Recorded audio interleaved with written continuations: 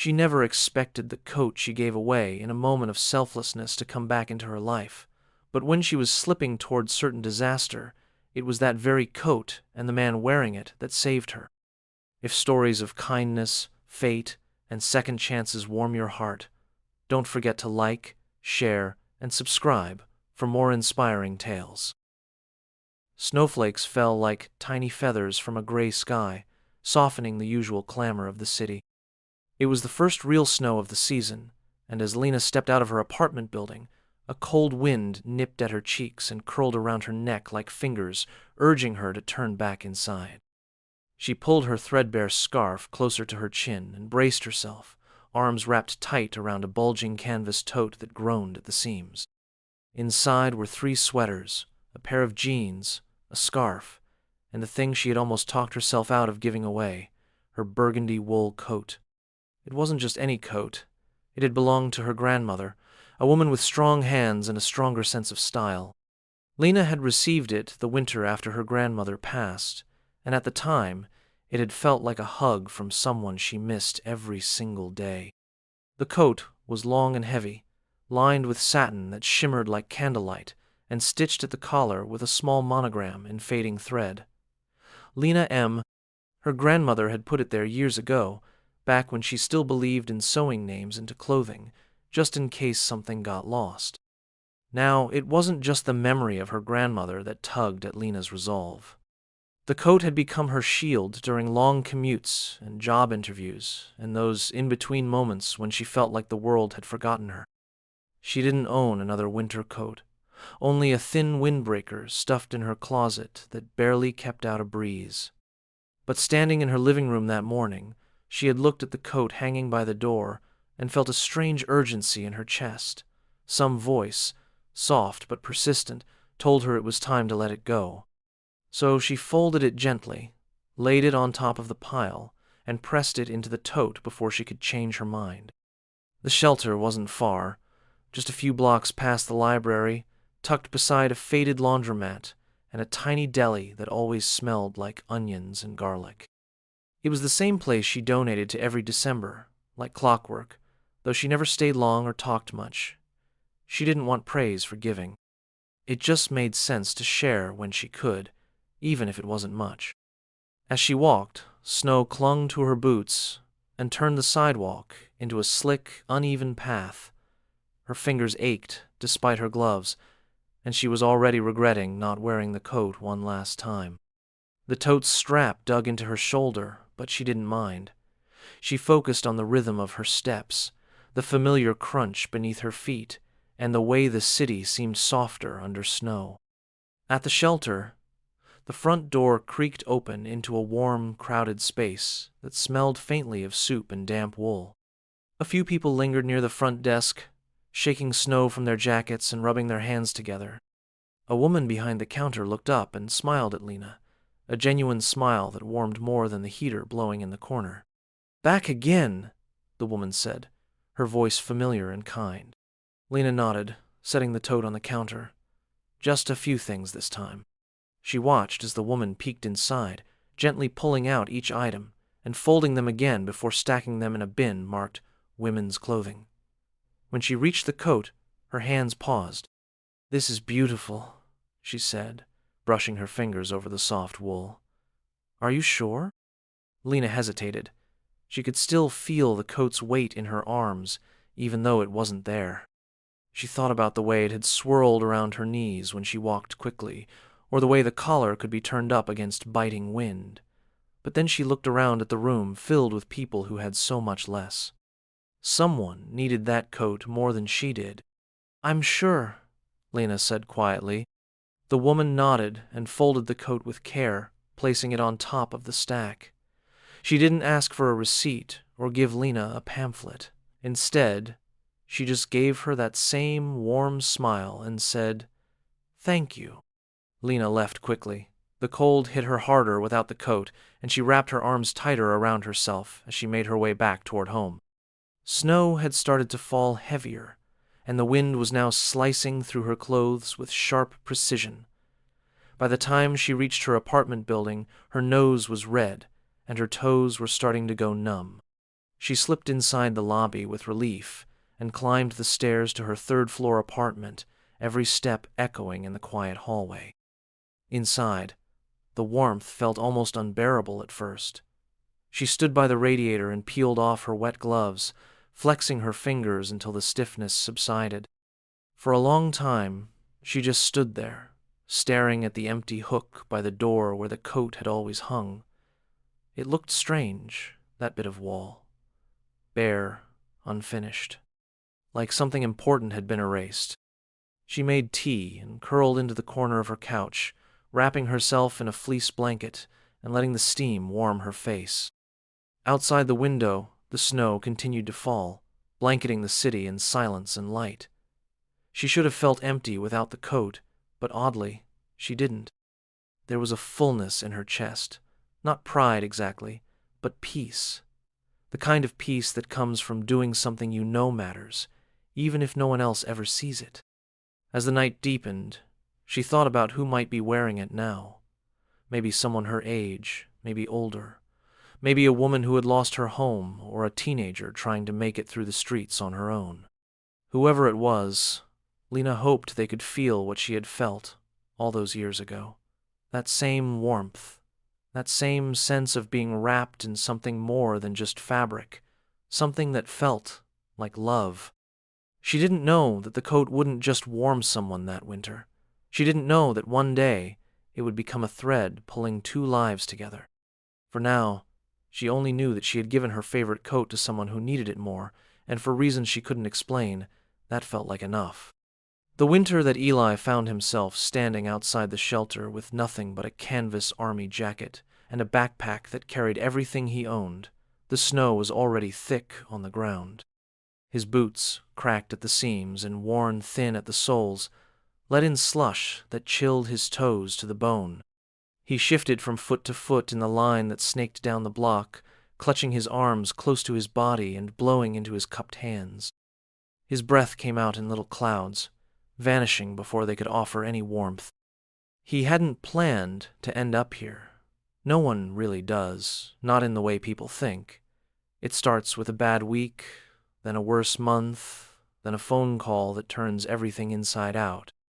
In Eli's case, it had been a series of events that unraveled faster than he could catch them. The loss of his father after a long illness, a job that let him go when he took too many days off for hospital visits, rent that kept rising while his income shrank. Then, as if the universe wanted to test him one more time, his truck broke down, stranding him miles from anything familiar. He had always thought of himself as someone who could handle anything, a former paramedic who had seen enough trauma to know what real emergencies looked like. But when you are cold and alone and carrying everything you own in one bag, even the smallest problems feel like avalanches. The shelter door finally creaked open, and a volunteer waved in the next few people. Eli stepped inside with a mix of relief and hesitation. The heat hit him in the face, thick and dry and almost too much after the biting wind outside. He blinked, adjusting to the yellow lighting and the crowd of others who had also sought refuge. The scent of canned soup, unwashed clothes, and industrial cleaner hung in the air. He could hear laughter from one corner and a cough from another. The volunteer at the intake table was a young man, no older than 20, with a clipboard in his hand and a weary kindness in his eyes. "First time here?" the volunteer asked. Eli nodded. He didn't feel like explaining much. Not tonight. The volunteer didn't press. He scribbled something on his clipboard, then handed Eli a small token. It was laminated, with the number 19 printed in fading red ink. "That'll get you in line for a bed and a meal. Clothes are being sorted in the back, but you can check and see if anything fits." Eli nodded again and made his way through the maze of folding chairs and sleeping mats. He didn't know what he expected from the shelter, but the sight of people helping one another, offering half sandwiches or trading socks, reminded him that dignity still had a place here. He wasn't sure if it comforted him or made the lump in his throat grow harder to ignore. He followed signs to a smaller room off to the side, where stacks of folded clothes lined metal shelves. A woman in a red sweater and jeans stood behind a long table, sorting through a pile of coats. She looked up when she saw him. "Looking for something warm?" she asked. "Yes, if you've got anything left," he said, trying to keep the desperation out of his voice. She glanced at the dwindling pile, then reached down and pulled something from beneath the table. A deep burgundy coat. It looked out of place among the sea of gray and black winter wear. She held it up, examining the seams and buttons, then passed it to him. "Try this one. Just came in yesterday. Nice material. I think it might fit." Eli slipped off his army jacket and stepped into the coat. It settled around his shoulders with surprising weight and warmth. It was lined with something soft, and the collar came up high enough to protect the back of his neck. He rolled his shoulders, moved his arms, testing the fit. It was like the coat had been waiting for him. He reached inside one of the inner pockets and felt something unusual. Not a receipt or an old tissue, but a stitch. He ran his fingers along it until he felt thread raised slightly against the satin lining. He turned the coat open and saw a name embroidered inside. Lena M. He ran his thumb over the name slowly. It was delicate work, maybe done by hand. The letters curved with care, faded in places, but still legible. It caught him off guard, that small touch. Someone had loved this coat enough to put their name inside. That same someone had then let it go. He looked up and gave the woman behind the table a small smile. "Thank you," he said. She smiled back and gestured toward the door. "Stay warm, okay?" Eli wore the coat that night while he sat on a cot in the corner of the shelter's sleeping area. He watched the shadows move across the ceiling as people snored or whispered or shifted under thin blankets. The coat was too nice to belong in a place like this. It made him feel like he wasn't invisible, even if only for a little while. Over the next few weeks, the coat became a part of him.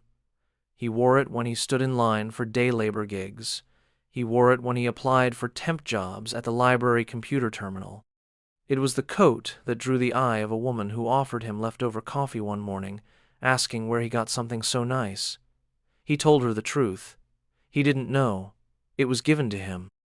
A gift from a stranger. He didn't tell her about the name inside. That felt private, something he had discovered and was holding on to. Lena M. He whispered the name sometimes, wondering who she was. What made her give it away? Whether she had any idea how much that single act had meant. On the coldest nights, when his breath froze in the air and the world felt too big and uncaring, he would press his hand against that stitched name and feel a little steadier. He eventually found work as a security guard at a local community center. It was part-time and paid just enough to afford a room in a boarding house. Still, he kept going back to the shelter to volunteer. He remembered what it had felt like to walk through that door for the first time, unsure if he would be welcomed or turned away. He wanted to be one of the people who made it easier for the next man to take that first step. The coat stayed with him. Through the slow rebuilding, through the setbacks and little victories. He thought about removing the stitched name, replacing it with his own, but he never could bring himself to do it. It felt wrong. That name had given him something, had anchored him during the worst time in his life. It was more than just a coat. It was a lifeline. He didn't know that miles away, the woman who had once owned it still thought about it sometimes. He didn't know that the two of them were moving in circles that would one day meet. All he knew was that Lena M. had saved him, and he would never forget her. Lena stood at the bus stop with her hands shoved deep into the pockets of her new coat. It was a decent coat, dark green and practical, something she had picked up on clearance at a department store downtown after her old windbreaker failed to keep out the January winds. The fabric didn't mold to her body the way the burgundy one had. It lacked the weight, the familiarity, the quiet dignity of history, but it was warm and it fit, and it was hers, and that was enough. She watched the streetlights flicker in the early morning haze as the bus rounded the corner. Her breath came in little white puffs, and her eyes stung with cold. This was the third week of her new job, the one she had finally landed after months of sending resumes and shaking hands and walking into interviews with that same blend of hope and dread. The job wasn't glamorous. It involved spreadsheets and schedules and meetings about meetings. But it was steady, and it paid enough to cover rent, groceries, and even a few small luxuries, like the new coat. Like real coffee from the cafe across from her office.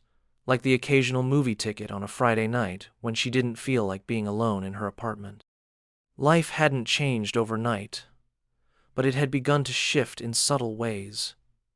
There was a rhythm now, a pulse. She could feel herself moving again, no longer stuck in the stasis of waiting for something to break.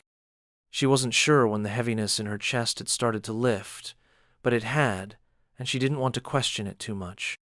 As she rode the bus into the heart of the city, her thoughts drifted without purpose. Sometimes she thought about the coat she had donated. She wondered who had ended up with it. She hoped it had found someone who needed it. Every now and then she pictured a young woman, maybe a mother, trying to get her kids through the winter, wearing it with pride. Other times she imagined a girl not much older than herself, huddled on a bench or standing in line at a shelter, finding warmth in its folds. She never imagined a man. The coat had always felt like a woman's coat, but she supposed need did not belong to one gender. What she didn't know was that just 2 neighborhoods away, Eli was pulling the same coat tighter around his shoulders as he stepped off his own bus. He had just finished the overnight shift at the community center, and his legs ached from standing for hours. But his mind was clear, alert from black coffee and the mental focus that came from responsibility. It felt good to be useful, to have a place to be. He had grown used to being overlooked. That sense of transparency that came with living on the fringes had seeped into his bones. But now people greeted him by name. They smiled when he opened the door. They nodded when he walked by. He wasn't invisible anymore. The boarding house where he rented a small room was nothing special. A twin bed, a narrow window, a radiator that hissed and clicked but only sometimes provided heat. But it was his. He kept it tidy, swept the floor every evening, folded his clothes in neat stacks. The coat always hung on a hook by the door, ready for the next shift. He still hadn't removed the label inside. Every time he reached for it, the stitched name reminded him of the generosity of someone he had never met. He liked to think that if they ever crossed paths, he would recognize her. He would be able to tell her what her coat had done for him. But the city was vast, and time was slippery, and some things were meant to remain quiet miracles. Their lives continued like this for months, moving in tandem yet separated by streets and timing. Lena walked past the same coffee cart every morning, while Eli passed it in the early light of dawn, hours before she arrived. She sometimes donated snacks to a food pantry near her office, the same one where Eli volunteered on Saturdays when his schedule allowed. One afternoon, she dropped off a bag of canned goods just as he was carrying a box to the back room. They were within 10 feet of each other, separated only by a shelf and the noise of a delivery truck reversing down the alley. Neither saw the other. They were living parallel lives, both slowly healing from different kinds of wounds, both shaped by quiet perseverance and the belief that people should look out for one another when they could. They were the kind of people who nodded to strangers on the street, who picked up trash when it blew across the sidewalk, who held doors without expecting a thank you. And though they didn't know it, the same coat had given both of them a kind of grounding. For Lena, it had been a symbol of generosity. For Eli, it had been a reason to keep going. Even when days were hard, even when the city felt unkind. Lena began volunteering at the shelter more often, usually on Sunday afternoons when the chaos had settled into a slow hum. She helped sort donations and organize bins. Sometimes she brought muffins or hot coffee for the other volunteers. She liked the quiet rhythm of the work, the way she could lose herself in it. One of the regulars, an older man with a sharp wit and a raspy laugh, mentioned a guy who always wore a burgundy coat and helped out now and then. She perked up at the mention. "Burgundy? Really?" she asked, folding a flannel shirt into a donation bin. "Yeah, nice coat. Too nice for this place, honestly. He always looks like he stepped out of a catalog, even when he's just hauling boxes," the man said with a grin. She smiled at that and didn't say anything more. It was probably nothing. Burgundy was a common color. Still, the image stuck in her mind. She thought about the man, whoever he was, and hoped he was kind. She hoped the coat had found the right person. Eli, meanwhile, had taken to walking home on certain days, even though it took longer. There was something about moving through the streets, through the neighborhoods, that had once seemed unreachable, that made him feel grounded. Sometimes he passed a woman with a coat like his, and his heart would thump for no reason. But it was never her. He didn't know what Lena looked like. The label inside the coat offered only a name, not a face or a voice. He'd almost stopped hoping their paths would cross. He figured it was enough that her gift had helped him rebuild. That should be enough. But fate has its own timetable, and sometimes, without warning, the world decides that two stories that have been running beside each other long enough are ready to meet. They had come so close already, two lives brushing past like leaves in a stream. Neither knew that the next time they passed within a breath of one another, it would not be a near miss. It would be the moment everything changed. The wind was sharp the day Lena stepped into the shelter with a tray of steaming coffee cups, balanced carefully in her hands. Her cheeks were pink from the cold, and her breath clouded the air in front of her as she gently nudged the door open with her hip. She was greeted by the familiar scent of dust, old books, and the faint underlying warmth of something cooking down the hallway. The lobby was quiet that morning, quieter than usual, and she welcomed the stillness. She had taken to arriving early on Sundays to avoid the rush. The other volunteers were already setting up folding tables and laying out stacks of donated clothes. A few early arrivals sat near the radiators, bundled in mismatched layers, heads tucked into scarves or hoods. She placed the coffee on the counter and began distributing the cups with practiced ease. It had become part of her routine, something small she could do that felt more personal than sorting bins. She handed one to Mr. Parker, an older man with arthritic hands who always arrived just after sunrise and waited patiently in the corner until someone noticed him. She knew he liked his coffee black and always thanked her with a tip of his head and a quiet, "You're an angel." She smiled as she moved through the room, offering warmth in paper cups to people who needed far more than she could ever give. When she finished, she made her way to the back storage room to help organize new donations. As she opened a box of winter gloves and scarves, she heard a voice drift in from the hallway. It was low, steady, familiar only in tone, not in memory. She couldn't place it, but something about it made her pause. The voice was followed by footsteps, heavy and measured, then a soft laugh. She stepped out into the hallway just as a tall man turned the corner with a clipboard in his hand and a folded jacket slung over his arm. He walked right past her. She caught only a brief glimpse of his face and didn't see the coat at all, but something about the way he moved stirred something deep in her chest. He wore the calm presence of someone who had come through something difficult and survived it. He didn't see her. He disappeared into the office just beyond the hall, and she stood there for a moment longer, wondering why her pulse had quickened. She went back to her task, shaking her head and blaming the sudden heat of the storage room, but the feeling lingered.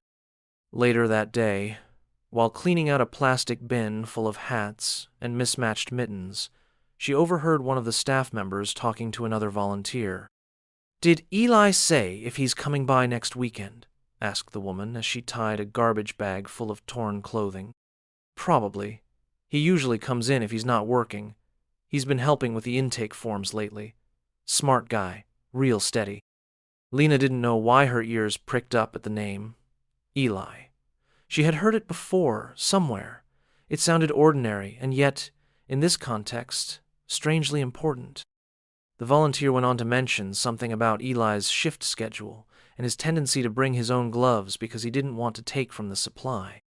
He also apparently wore a coat that the other regulars had started to recognize. "Burgundy, "Right?" said the first woman. "You can spot him from a block away. That coat makes him look like he owns the place." Lena's breath caught. She didn't speak up. She didn't ask. She just turned back to the bin and stared at the scarf in her hands for a long time. That night, back in her apartment, she sat curled on the couch with a book open in her lap and a cup of tea going cold on the windowsill. Snow was beginning to fall again, soft and silent. The city lights shimmered beneath it, like stars trapped under glass. She hadn't stopped thinking about what the women had said. The name, the coat, the man with the quiet laugh and strong voice. It couldn't be. And even if it was, what did it mean? She had donated that coat years ago. There was no reason to believe that the man she glimpsed was wearing it, but her heart whispered otherwise. She didn't know what she hoped to find in confirming it. Closure? A connection? Proof that her small act of giving had become something bigger? She pulled out a photo album she hadn't touched in a long time and flipped through the pages until she found a snapshot taken years earlier. Her grandmother stood smiling beside a bundled-up Lena on a snowy street. She wore the coat then, its deep burgundy hue, a vivid contrast against the pale sidewalk. She reached out and touched the edge of the photo, brushing her thumb over the image. She remembered how she had almost not given it away, how it had felt like giving up a piece of herself. She had never told anyone that when she dropped it off at the shelter, she whispered a small wish into the fabric.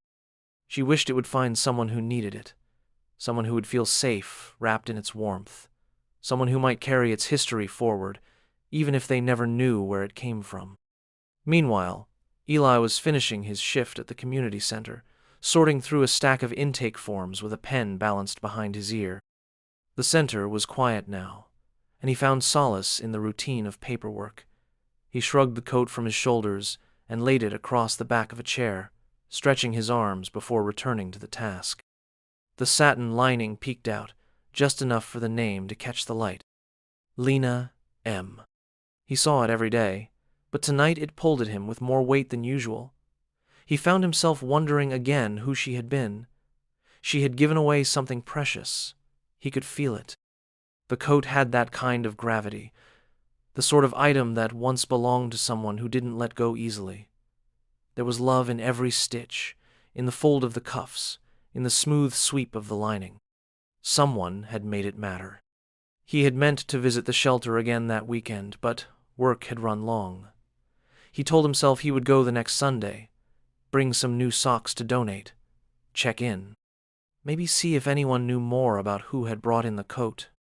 Neither of them knew how close they had come to seeing each other. They had stood in the same hallway, spoken to the same people, passed through the same doorways. The city had kept them just out of sync, just out of view, but both felt it, that strange and subtle pull, like something just beneath the surface was about to break open, something long separated now drawing itself back together, piece by piece, breath by breath. The cold had returned with a bite, fierce and sudden after a week of deceptive sunshine. Lena had lingered in bed that morning, pulling the blankets higher over her shoulders and letting the warmth lull her into a sense of safety. She knew she needed to get up, to get dressed, to brave the icy sidewalks and gray sky, but for a few moments she simply allowed herself the luxury of stillness.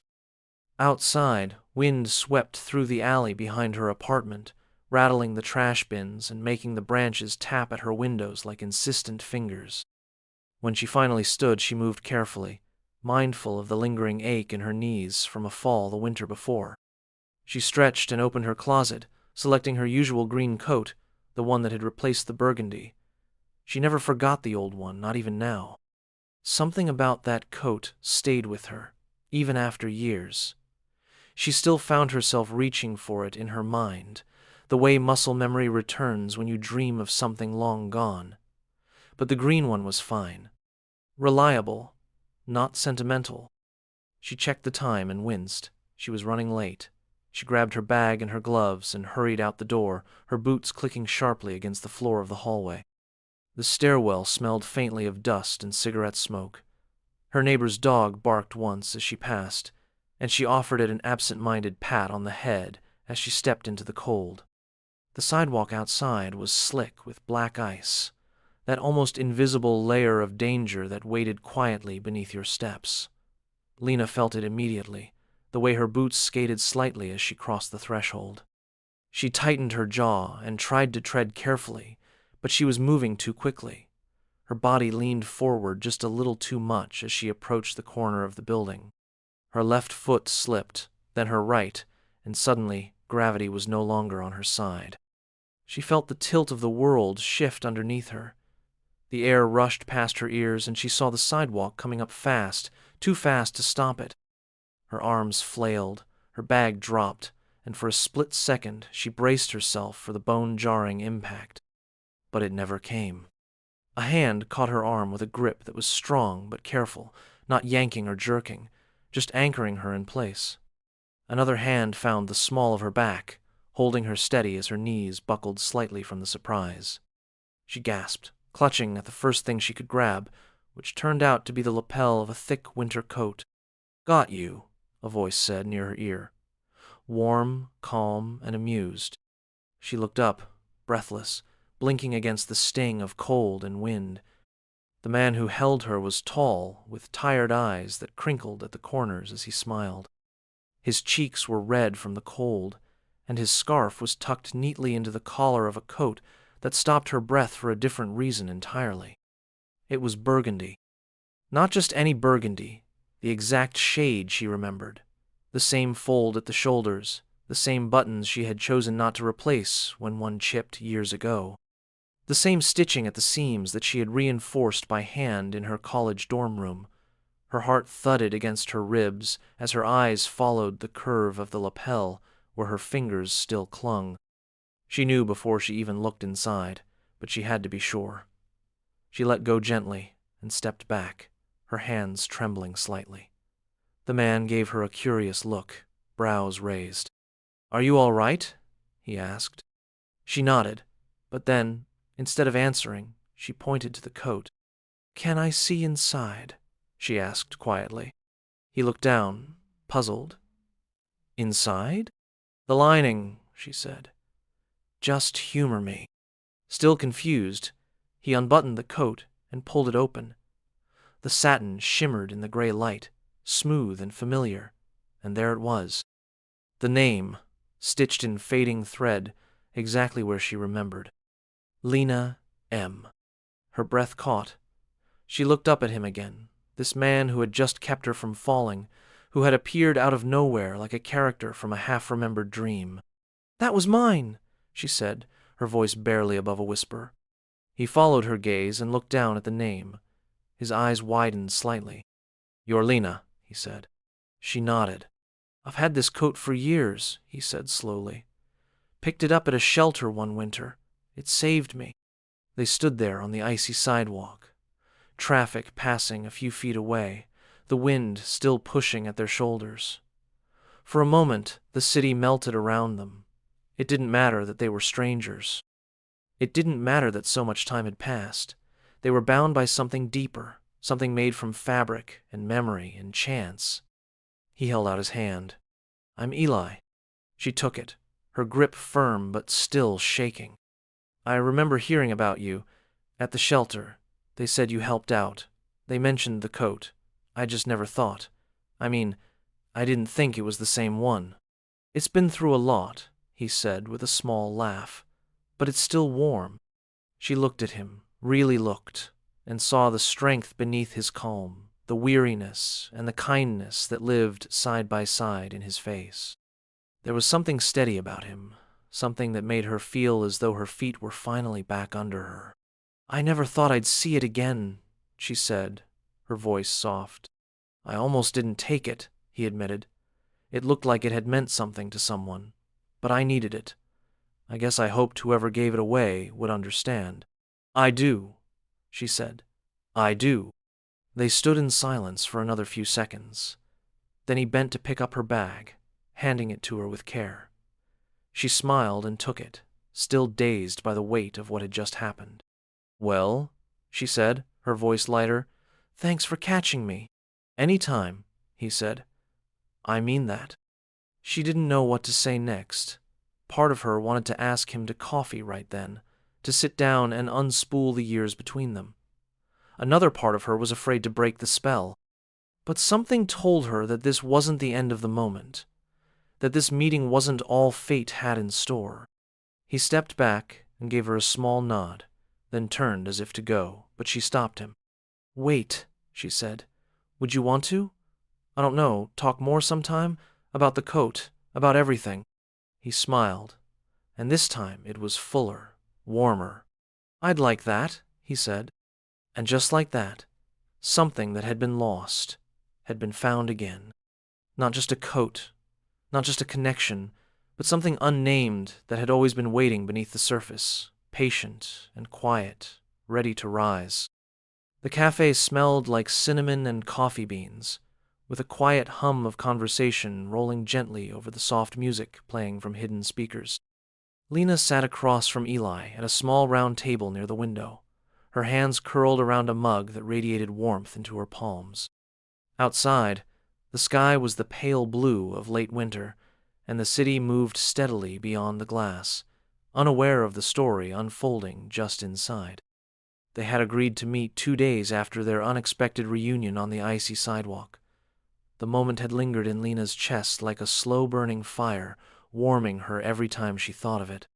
She had played it over again and again, the way she had stumbled, the strength of his arms catching her, the sight of her name stitched into the coat she thought was long gone.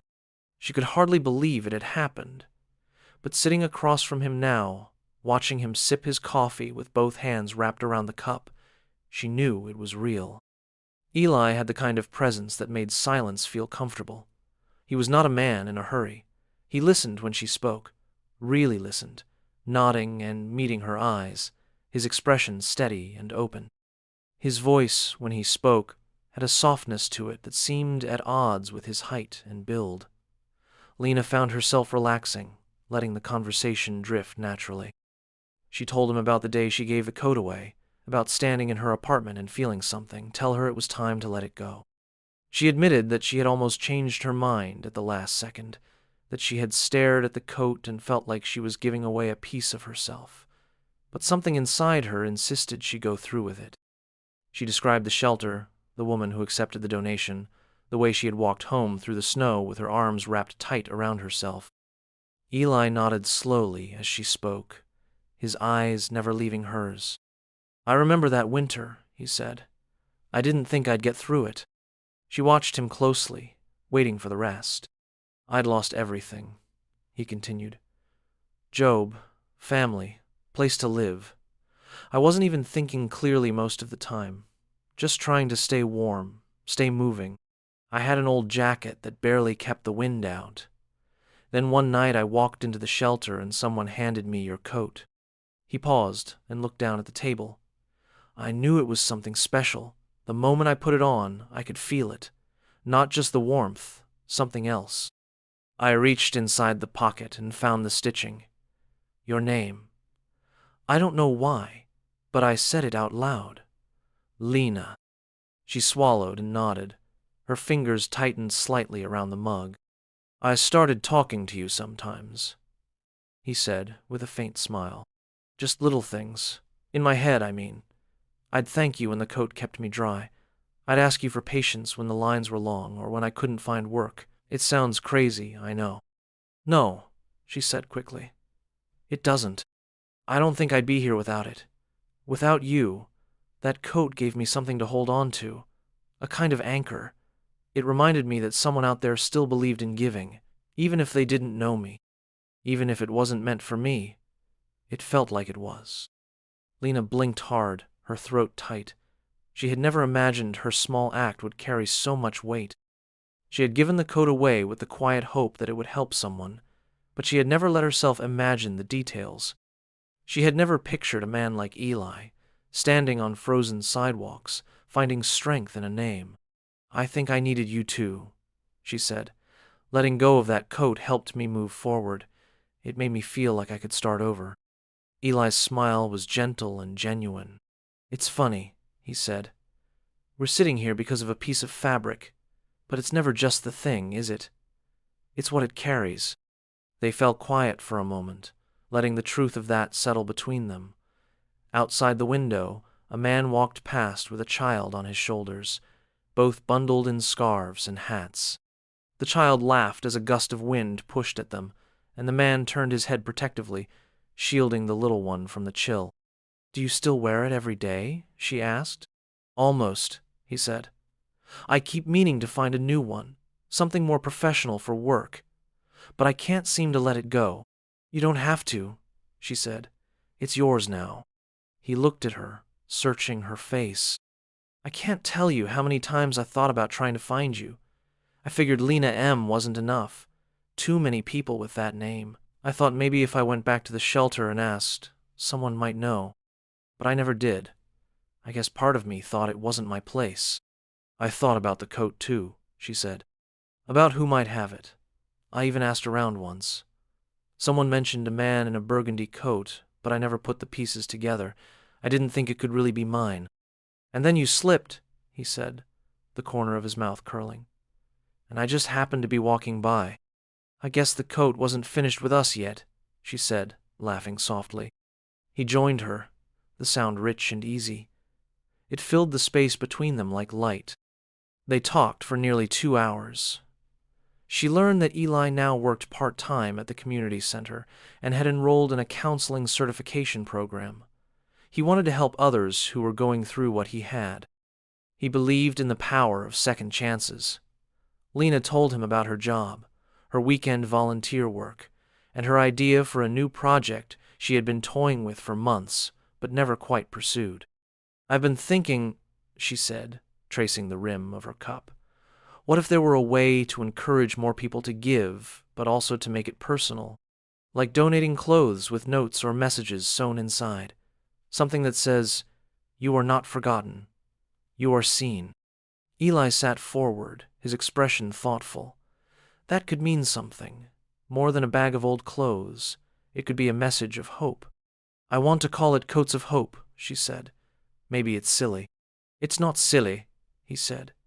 "It's exactly what people need." They exchanged contact information, promised to meet again soon, and walked out of the cafe into the crisp afternoon. The sunlight had melted some of the snow, leaving damp patches on the sidewalk. Lena slipped again, just slightly, and Eli reached out instinctively, steadying her with a smile. "Careful," he said. "We've already had one dramatic rescue this week." She laughed, her hand still in his. "Good thing you're around then." As they walked down the street together, side by side, it felt like a page had turned. Like whatever story had begun years ago with a donation bag and a whispered hope was finally unfolding into something fuller, something bright and real. Neither of them knew exactly where it would lead, but they both knew this was only the beginning. The next few weeks passed in a way that surprised both of them. What had begun as a single moment between two strangers on an icy sidewalk soon turned into a quiet rhythm neither of them had expected.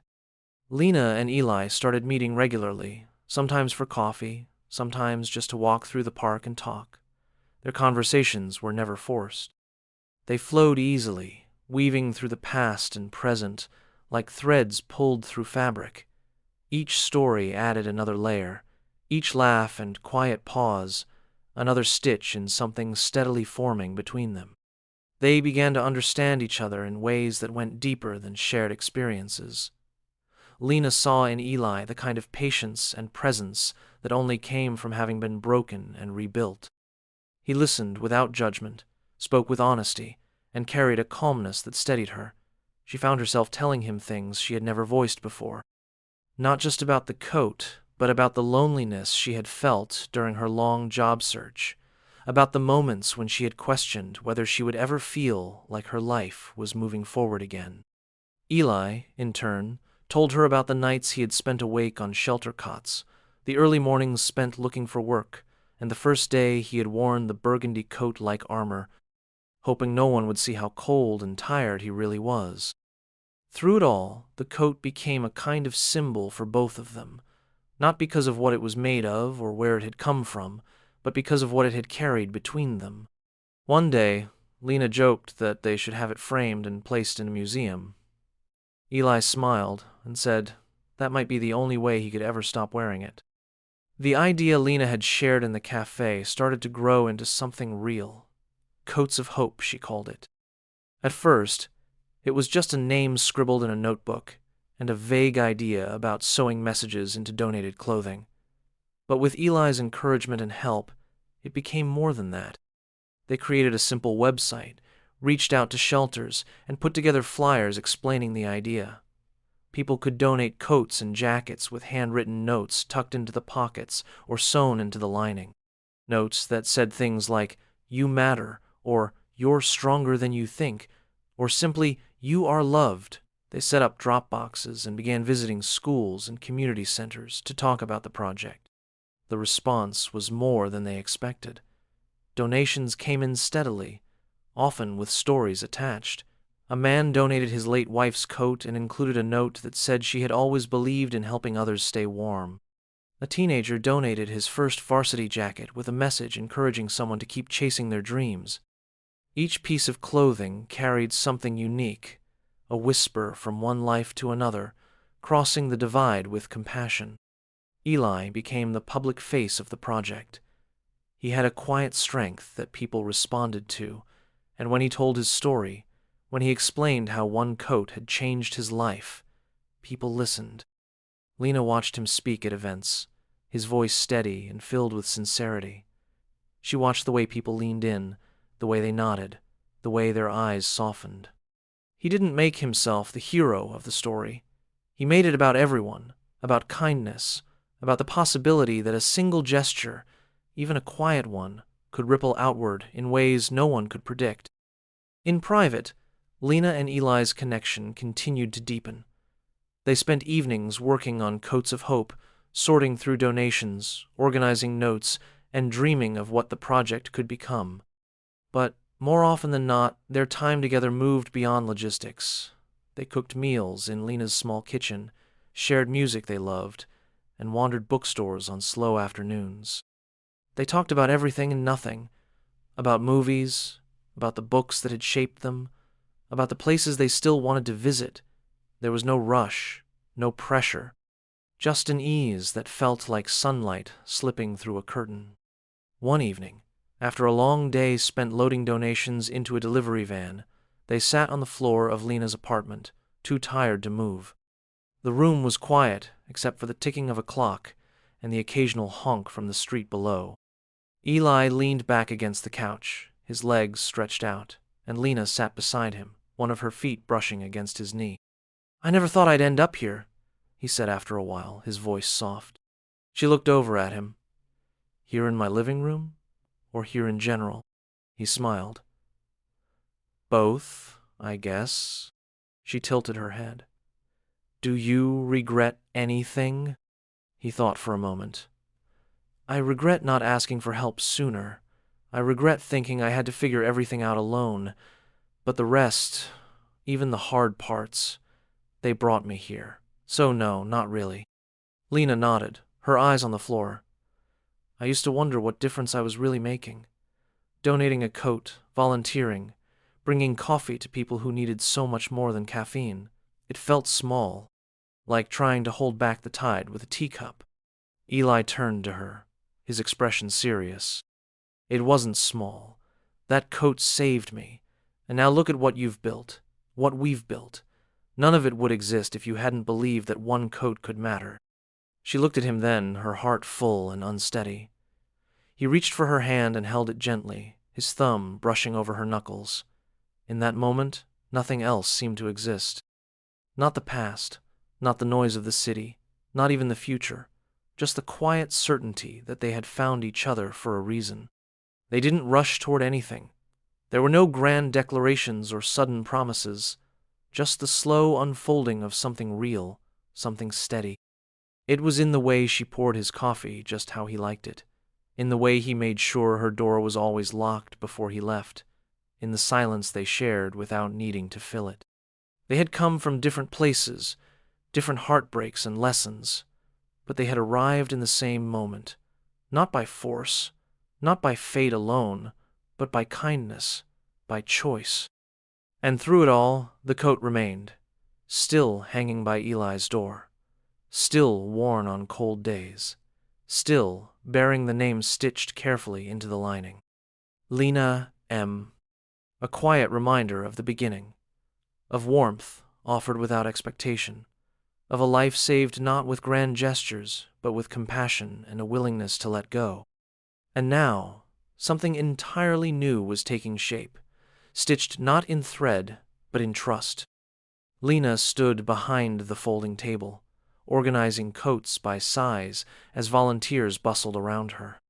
The church hall buzzed with energy, filled with bins of clothing, the scent of coffee and fresh bread, and the low rumble of conversations.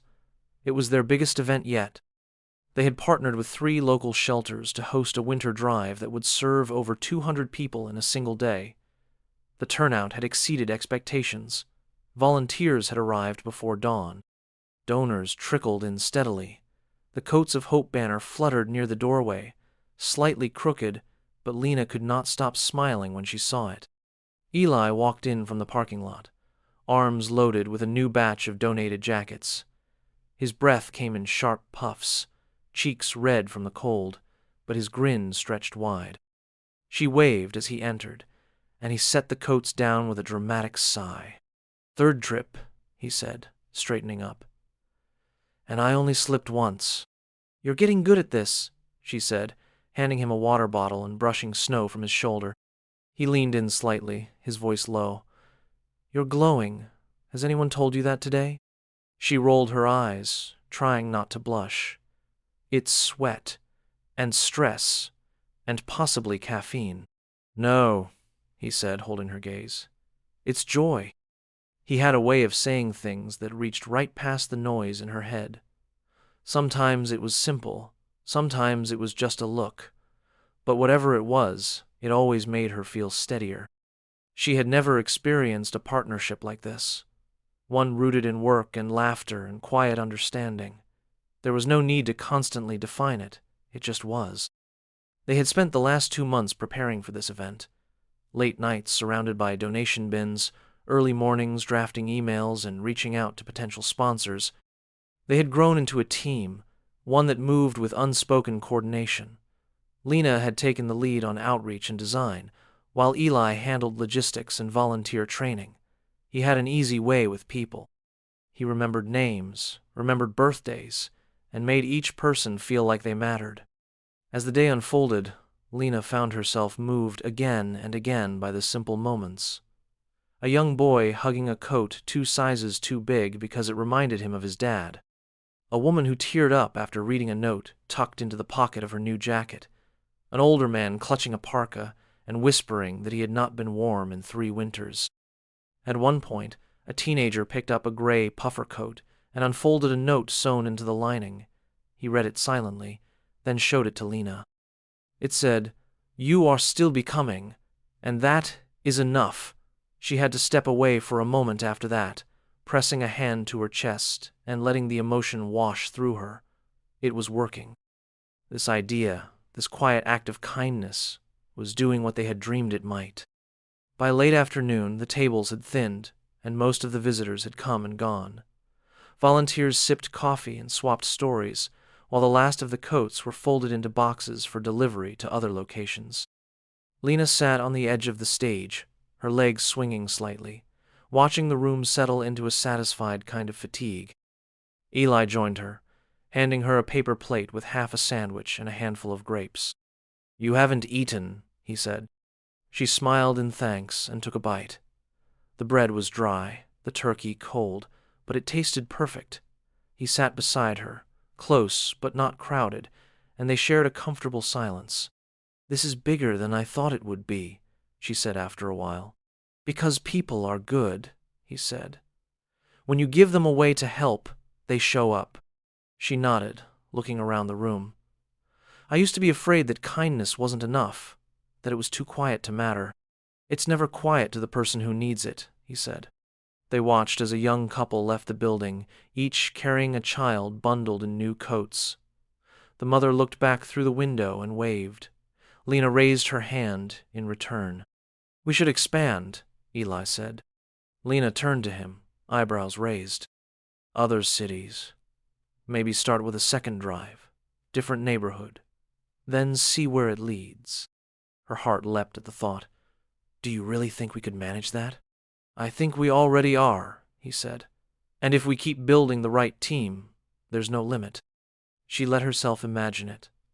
A network of drives, more volunteers, more stories passed between strangers, messages stitched into sleeves, tucked into linings, carried from hand to hand like soft, warm reminders that no one was alone. The idea filled her with a mixture of hope and nerves, but mostly it filled her with purpose. Later that evening, as they locked up the church and said goodbye to the last of the volunteers, snow began to fall again. It came slowly, gently, dusting the streetlights and softening the edges of the buildings. Lena and Eli stood beneath the awning, watching it gather on the sidewalk. "Walk you home?" he asked. She nodded. They walked in step, their boots crunching softly in the fresh snow. The streets were quiet, emptied of the daytime rush. A dog barked in the distance, and the glow from apartment windows painted rectangles of gold on the pavement. When they reached her building, she paused at the steps. "I don't know how to thank you," she said. "For what?" he asked, tilting his head. "For showing up, for believing in all of this, for making me feel like it matters." He stepped closer.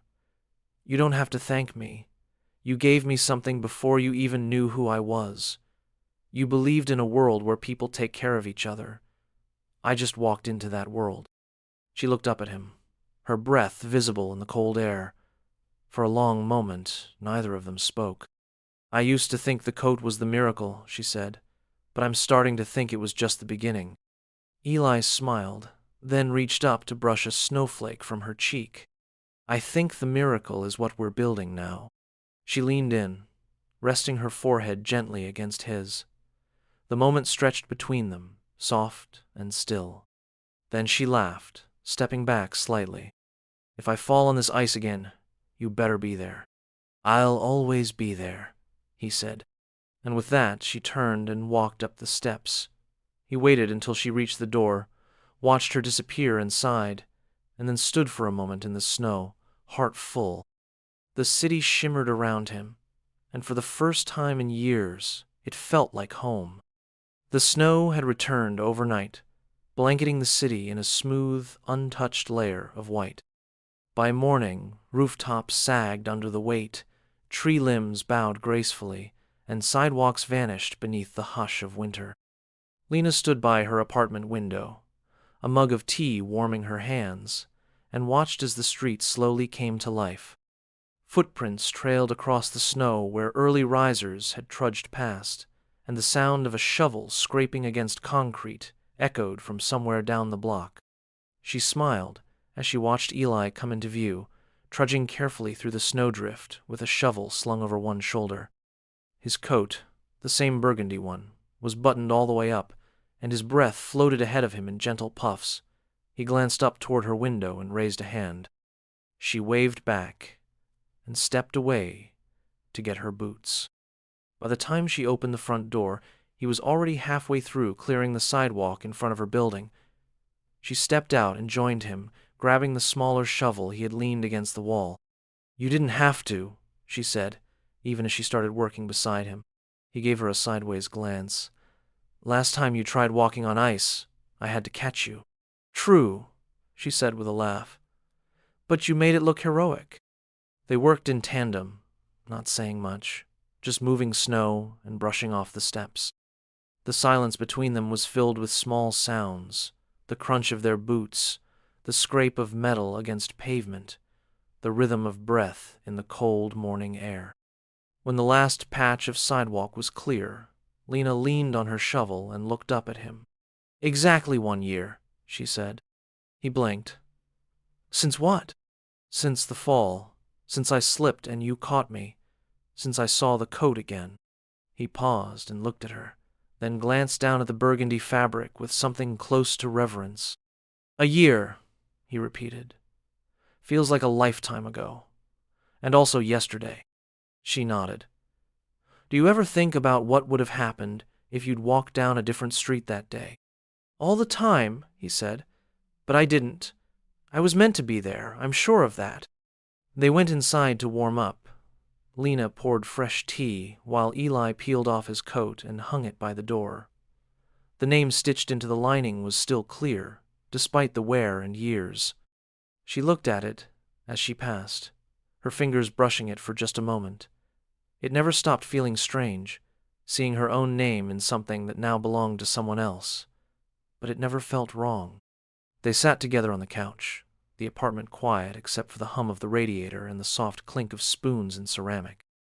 Outside, the snow continued to fall, though lighter now, drifting lazily from the sky as though the storm had spent its strength and was now just sighing itself to sleep. "I've been thinking," Lena said.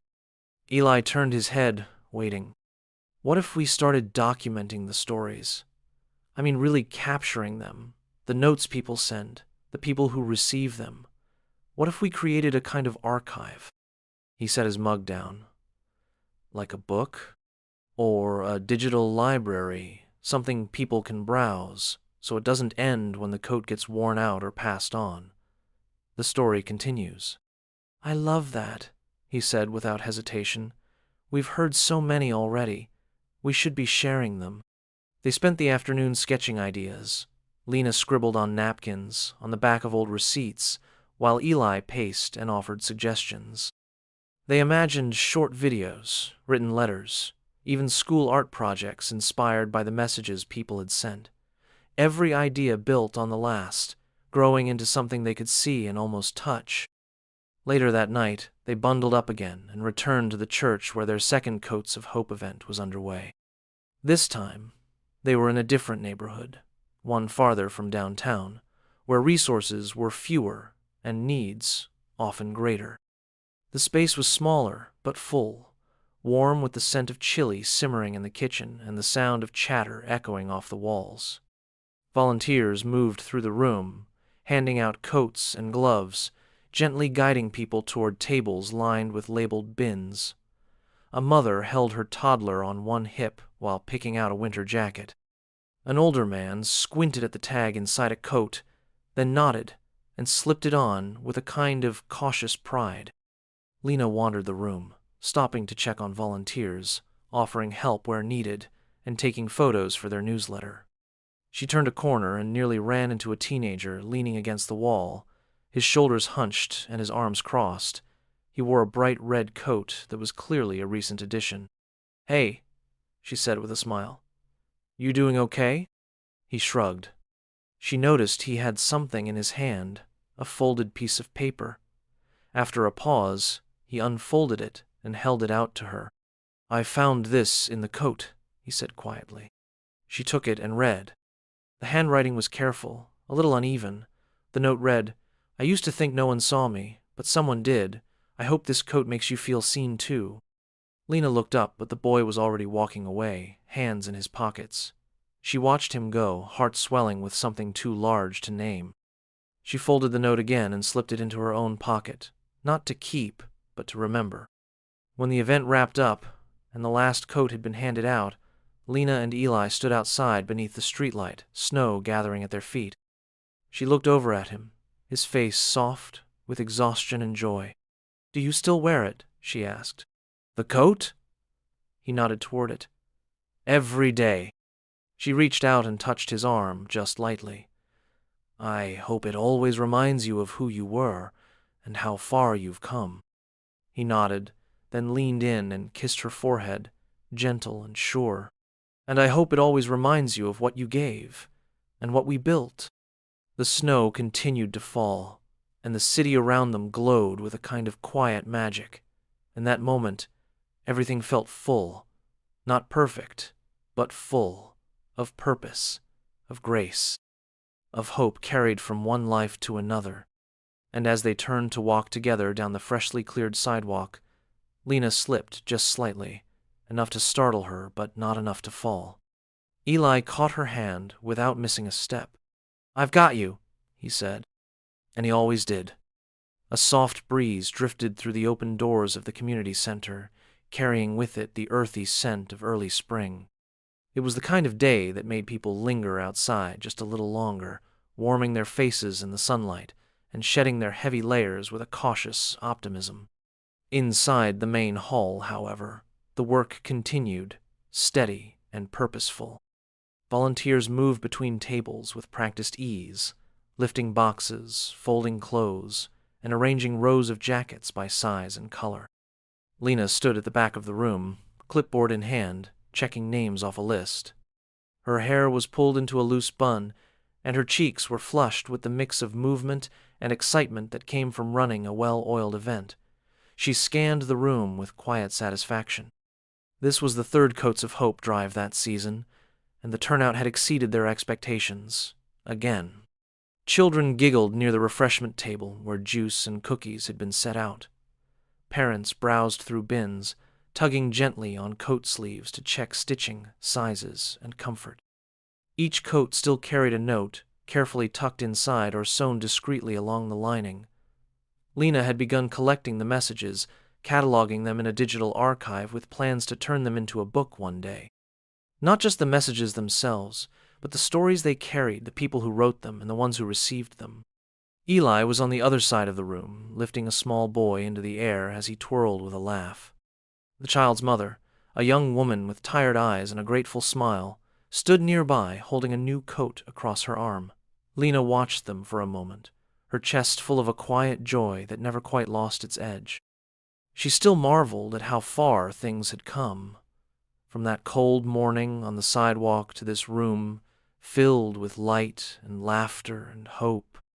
When Eli caught her eye, he grinned and gave her a small wave. She smiled back and returned to her list, her pen moving steadily down the page. As the event began to wind down, she made her way to the front entrance where a table had been set up for final sign-outs and feedback. A man stood there holding a worn duffel bag, his hands trembling slightly as he reached for a clipboard. He looked to be in his late 60s, with thin white hair and eyes that darted around the room as if unsure whether he truly belonged there. Lena stepped forward. "Hi there," she said, her voice gentle. "Did you find what you needed?" The man hesitated, then nodded slowly. He reached into the bag and pulled out a navy coat, simple but clean, clearly one of the newer donations. He turned it around and held out the inside lining. "I found this," he said. Sewn into the lining was a note in neat cursive. Lena leaned in to read it. "You are not forgotten. This world still holds room for you." The man looked at her, blinking fast. "I haven't read handwriting like that since my wife passed. She used to leave me notes. Always made me feel like I mattered." Lena felt her throat tighten. "She sounds like someone who gave a lot of love," she said. He nodded, folding the coat and placing it back into the bag. "I don't know who wrote this, but it helped. Just wanted to say thank you." She reached out and touched his arm. "I'm really glad it found you." After he left, Lena sat down at the entrance table and stared out at the street beyond the glass. Spring was coming. She could feel it in the lightness of the air, in the way people smiled with a little more ease. It was in the way coats were now a choice, not a necessity. But she also knew winter would come again, and when it did, they would be ready. Later that evening, as they packed up the remaining boxes, Eli called her over. "You've got to see this," he said, holding out a coat he had just finished tagging. It was a deep forest green parka with sturdy buttons and reinforced seams. Inside the left pocket was a small embroidered square of fabric. The stitching was a bit uneven, the thread a bright yellow against the dark lining. He handed her the note. "You are wearing something that belonged to a fighter, so now it belongs to you. Keep fighting." She turned the note over and saw a child's handwriting in the corner. From Jaden, age 9. Lena smiled so hard her eyes stung. That's exactly what I hoped this would become. People helping people. Kids believing they can make a difference. Eli nodded, folding the coat and adding it to the final donation box. "You built something real, Lena." "No," she said, looking around the room. "We built it. All of us." They locked up the center as the sky turned dusky blue. The last of the volunteers waved their goodbyes, and the street outside was quiet again. Eli and Lena walked in the direction of her apartment, arms brushing as they went. The evening air was cool but not cold, the kind of air that hinted at growth just beneath the soil. When they reached her building, Lena paused on the sidewalk and looked at the spot where she had fallen a year before.